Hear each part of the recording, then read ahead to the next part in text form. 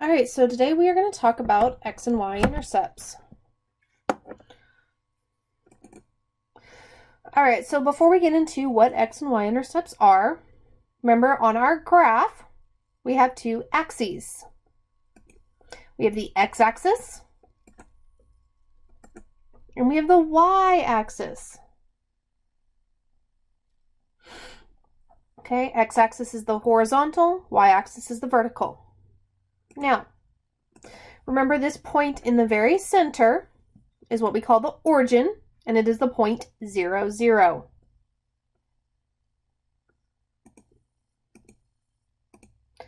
So giving a line, I want to find the x and y intercept. Now, what is the x and y intercept? Well, the y-intercept is the point where the line crosses the y-axis. So this point right here on this line is my y-intercept, and it is the point 0, -3.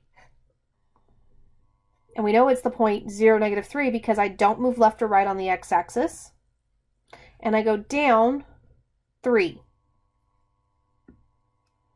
Okay? Then we have our x-intercept. Okay, that's the point where the line crosses the x-axis. So on this one, it is the point -4, 0. And we know this, okay, because we go left 4 and we go up or down 0.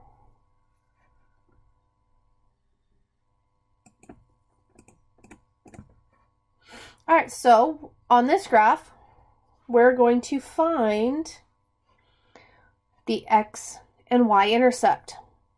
So we're going to start with the x-intercept, and I'm going to look at the x-axis. Where does my line cross? Right there. Okay, and that is the point 4, 0.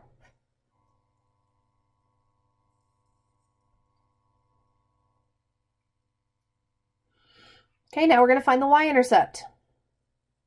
Okay, it's the point where it crosses the y-axis.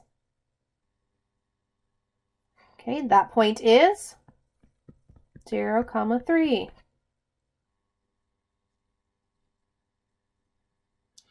Okay, so let's look at another one.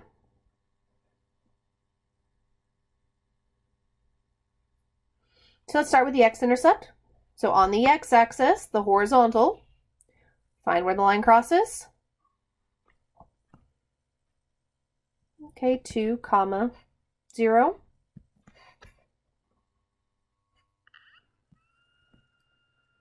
Then we're going to find the y-intercept, where it crosses the y-axis. So that point I circled there. It's the point 0, -2. Now, at looking at these two, what do we notice about the x and the y-intercepts? What's something key there? So when we looked at the x-intercepts, and I'm going to go back. Okay, what do you notice about y?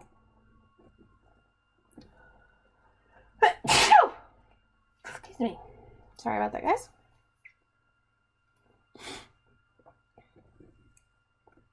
Okay. Well, I noticed on all of these, oops, went too far, that y will always be 0. So when I'm writing my x-intercept, it's always going to be my value that x is on and 0 for the x-intercept. For the y-intercept, we will always be 0 and then y, because no matter where I am on that y-axis, x will always be 0 because I'm not moving left or right. And same concept with the x-intercept. No matter where I am on that x-axis, y will always be 0 because I'm not moving up or down. So, using that knowledge, and I'm given the equation, 3x minus 4y equals 24. And I want to find the x and the y-intercept. Well, I know for the x-intercept, what is the value of y? So, since I know that y will always be 0 when I'm looking for the x-intercept,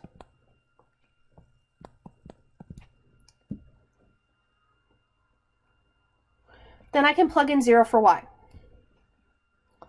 and figure out what x is for there. Well, 4 times 0 is 0.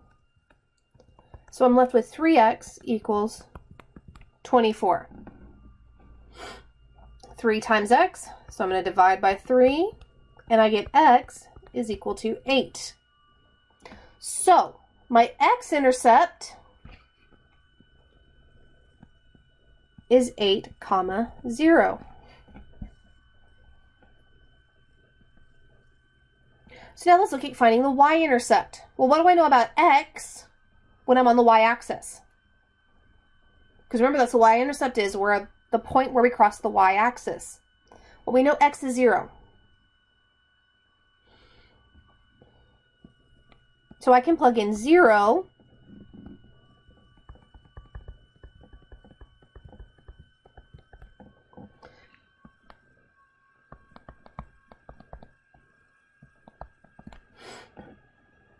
to find the y-intercept. So 3 times 0 is 0. I'm left with negative 4y is equal to 24.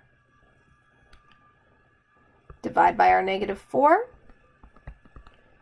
We get y equals, well, 24 divided by negative 4 is a negative 6. So there's my y-intercept. Okay, we plugged in 0 for x. Oops, not negative 4.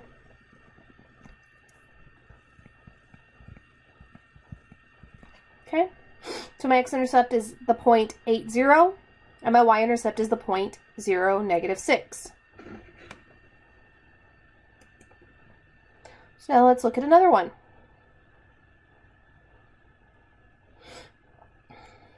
Okay, so we're going to again start finding the x-intercept first.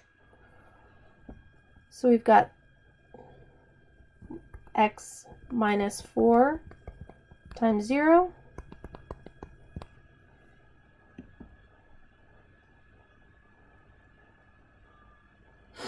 So 4 times 0 is 0, so I'm left with 3x is equal to 12. Divide both sides by 3, and I get x is equal to 4. So the point for this is 4, 0, because again, remember, I plugged in 0 for y.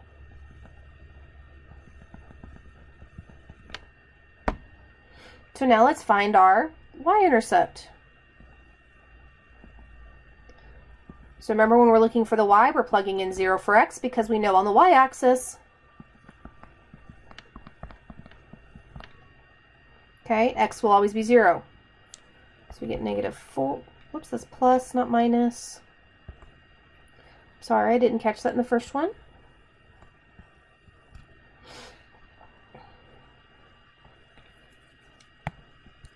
Okay, so we're left with 4y is equal to 12. Divide both sides by 4. And I get y is equal to 3. So I plugged in 0 for x, and I get 3 out for y. So my y-intercept is 0, 3. All right, so if I'm looking for x-intercept, I'm going to plug in 0 for y. If I'm looking for the y-intercept, I'm going to plug in 0 for x. Either way I'm using 0, I'm just plugging in for the opposite variable. Okay, what is that going to look like? Well, the x and the y-intercept are just a set of points, right? So I'm going to go ahead and I'm going to start by finding my x-intercept. So to find the x-intercept, I plug in 0 for y. So 4 times 0 is 0, so I get 2x is equal to 8. Divide by 2, x is equal to 4. So my x-intercept is the point 4, 0. So I'm going to put a dot there. So now we're going to look at finding the y-intercept. So I'm going to plug in 0 for x. Okay, that becomes 0, so I'm left with a negative 4y. And I get y is equal to a negative 2. Now remember, this point is 0, negative 2. Okay, once I have both points plotted on my graph,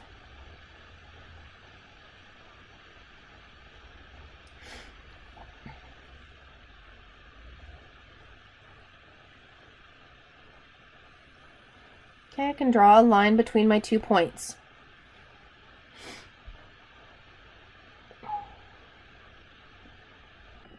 All right, so again, we're going to use the same concept we've been doing. Find the x and the y-intercept and plot those points. So start with the x-intercept. We're going to plug in 0 for y. So you end up with 3x is equal to 12.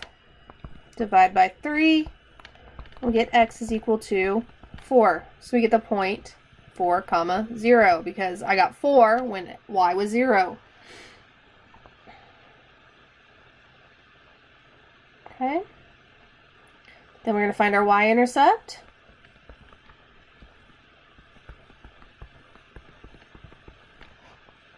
So it becomes 0. We're left with 4y is equal to 12.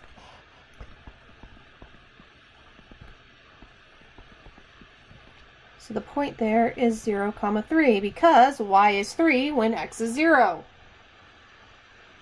Alright, so I have my 2 points. So I'm going to go right to 4. Put a dot there because we're not going up or down.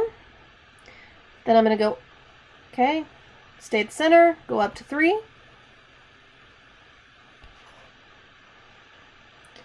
And I'm going to draw my line between the two. Alright, so